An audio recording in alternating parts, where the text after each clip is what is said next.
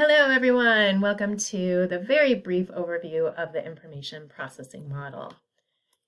So as we move into these chapters, I want you to think about how the information processing model helps us address some of the limitations of the previous theories we've looked at. So first of all, behaviorism ignores thinking. It really treats children as passive. It suggests that learning is all external and observable in a child's environment, and so it doesn't consider how the child is actually processing it. Piaget is vague about how children move from one stage to the next, and thinking about even like inquiry-based and discovery learning, how that leads to deeper knowledge.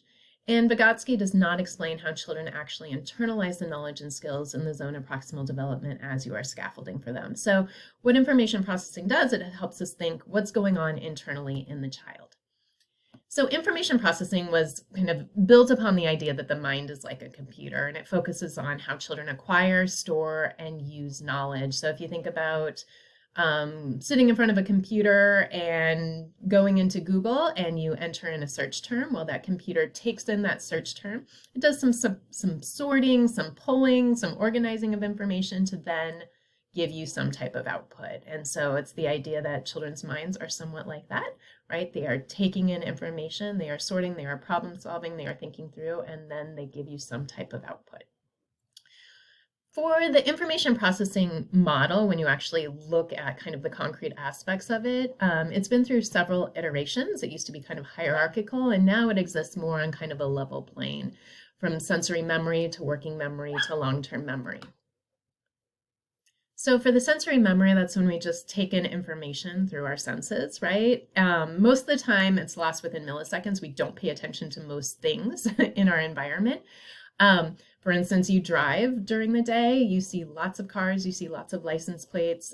You probably don't remember that there was a red Ford Fusion driving next to you, or what that license plate was. So a lot of times that is just lost information. However, it does enter into working memory when we take in that information and start to apply some cognitive thought to it. So for instance, a teacher saying, okay, you're going to work on problems 1, 3, 5, and 7. Okay, well, you take in those numbers, but then you start to think about them. Maybe you start to group them. Okay, 1, 3, 5, 7. Or, oh, I'm going to do the odd numbers, right? And that's when you start pulling on your long-term memory, right? So there it's kind of looking at prototypes of, sequence of numbers, right? Your knowledge of numbers that then you're applying to what you're taking in your environment. And so as you can see there, that loop of kind of the transfer from working memory to long-term memory, and long-term memory is also impacting your working memory. And if you rehearse it enough and give enough cognitive thought, it could end up in your long-term memory. What this model is really missing, but your chapter does discuss, and I guess it's just assumed that's in every piece of it, is attention, right? So attention and executive function skills are really required for moving to working memory and then applying that long-term memory. So let's just consider a child is asked to memorize where pieces are on a chessboard, okay? And so let's pretend you did this task with them, and really you can do it at any age, but you give them an image where you have these chess pieces on a board, and you say, for 60 seconds, look at these. Then you take it away and ask them to try to put those pieces in place based on their memory. Well, what a child could do is you've taken this information, you are looking at it, and they probably then start to, with working memory, apply some organization, right? Okay, so line 1, I see that black piece that looks like a castle, and then I see kind of that looks like a crown. Line 2, I have a white horse and I have a white castle there, right? And so they start to kind of organize that information and start to rehearse it to help them remember. But the long-term memory is also kicking in. So if anyone has a history with chess pieces, they can start using those terms and thinking about what pieces they're seeing and where they are. So I actually don't have a history with chess, but I believe there are pawns and there are other figures that you would have on here, whereas another child might just see colors or kind of shapes that would help them try to remember this information. So that's really kind of how it is. Like they take in that information, start to apply a cognitive process, as well as tapping into that long-term memory to make sense of that new information that they are getting. So how do you take in information? So when we think about sensory memory, We are seeing, we are hearing, we are tasting, we are feeling, we are smelling. Okay, so we take in information with all of the senses. And of course, if you are getting more than one of those, it is more likely that you will retain that content. So, what actually captures our attention? Because if you think here, we are seeing things all day long, we are hearing things all day long. A lot of the time, we are even tasting things or feeling or smelling. So, what actually does move past our sensory memory into our working memory, right? What grabs our attention? And this is important for educators, right? Because we are always trying to kind of not only gain but maintain that attention. And so, if you think about something during the day, you're actually smelling all day long, but certain things are going to stand out to you, right? So what makes you pay attention? One, if it's something new, maybe it's a smell that you're not used to. So you walk in and you're like, oh, maybe it is kids coming back from recess. And you're like, oh, this is a new smell in the room. If it is relevant to something you are actively processing, when you are calling attention to it, be like, oh my gosh, look over here. I'm seeing something, in the work of this student over here. I want you to pay attention. So you're actually actively asking students to look at something. Or number three, it has emotional importance. Maybe you have for something, maybe if you go back to smells, maybe it is a cinnamon smell, which makes you think of something related to family or a certain time of year, and it might pull your attention. So if at any point you're thinking about, okay, I'm not activating interest right now, it seems like I'm not gaining attention from students, come back to that. Is it new? Is it relevant to something they're actively processing? Does it have emotional importance? And sometimes that will help you pull attention back in. For those of you who are working with young children, which is, I believe, all of us in some capacity or have young children in your house, this is something that all children struggle with, right? That they are still in the early developments of their executive function skills. And I laugh about this. This was my daughter's. When she was turning 4, we had a birthday party for her. And on the invitation, this is the bottom half, it said a little bit about me. And I put Abigail's likes, Berenstain Bears, Barbie, salami, movies with blood. That's all true. She loved those things at the age of 4. Her dislikes, I listed listening, following directions, vegetables, and mornings. And all of the parents who received this invitation said they started laughing so hard when I put her dislikes were listening and following directions. Why? Because it is a common theme in those early years, right? To think about how can we gain the attention of a child, have them take in that information from their sensory memory and then into their working memory where they're applying thought to it, right? So if you're giving directions to someone, if you're asking them to listen, right? Their brain is in those early stages of development. And so we have to do a lot more to get them there. So for all of you working with those young children, this is something that you're working on every single day as we build up those executive function skills and try to tap into the attention so that we can get the working memory in progress. So as we're applying working memory, you kind of think of it as a mental jotting pad, and it is related to the prefrontal cortex, so our executive function skills. And think about it as when we want to activate that working memory and getting it going, we need to think about if you're throwing out a ball of information, where is it going to stick in that child's brain? Okay, and think of it that Velcro. Think about the brain being Velcro. We have to help that child connect it somewhere so it sticks. Okay, otherwise it's going to bounce right off. So think of the brain, as Velcro. You are throwing out a new idea or something different.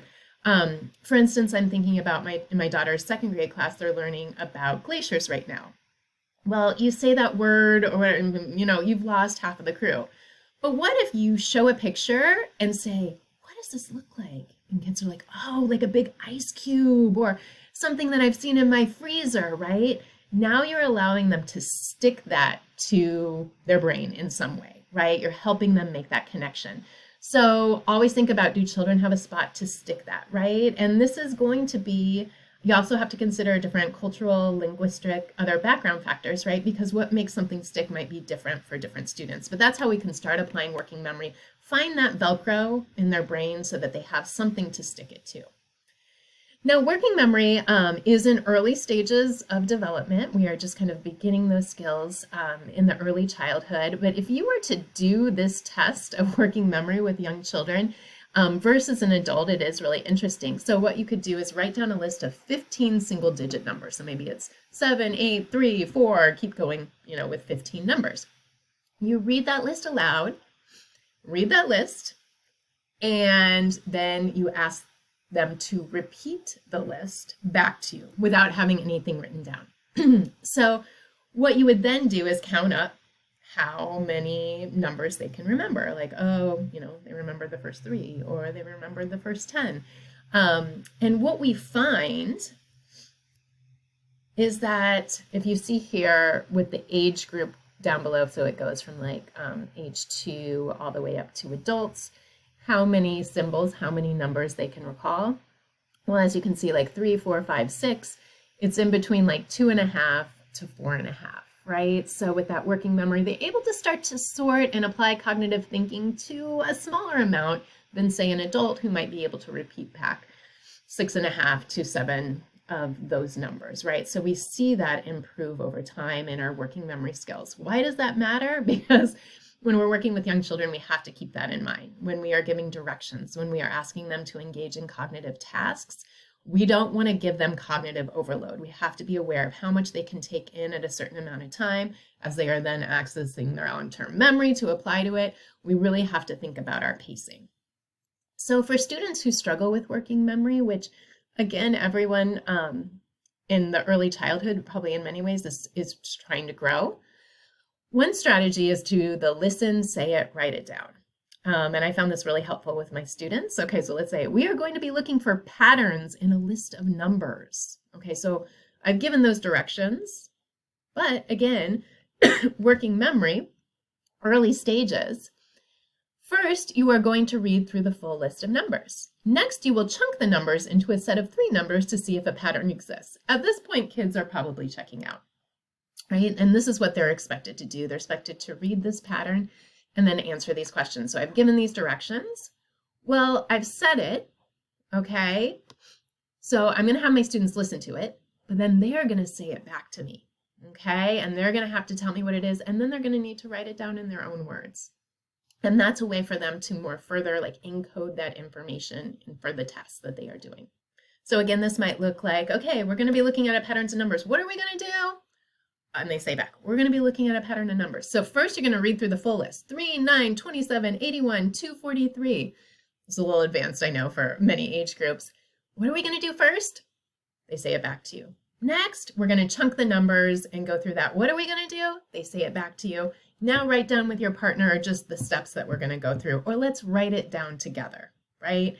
And now that is a way for us to activate that working memory and even have some kind of external storage there so that you don't have to have it all in your head as you then move forward and start completing this task. So listen, say it, write it down.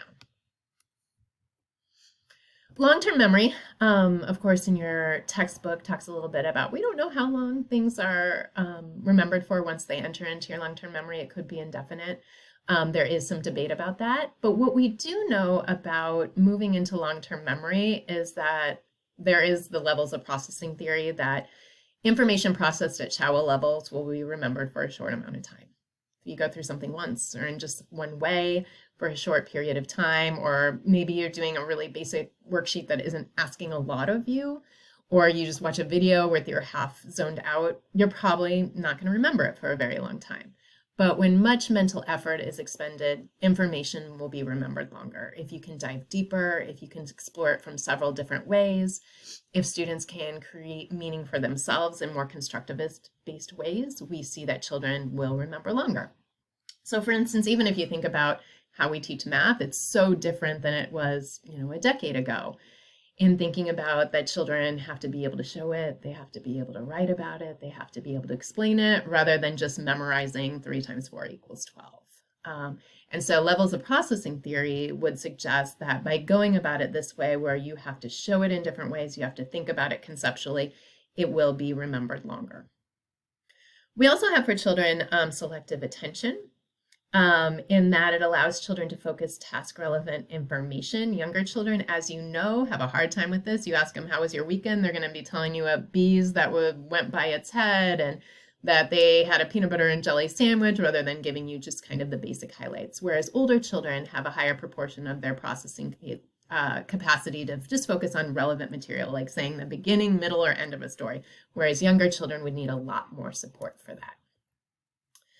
We also see for young children, they spend a lot more time processing new information than just activating their storage. And we also know there are a variety of ways we can help students learn and keep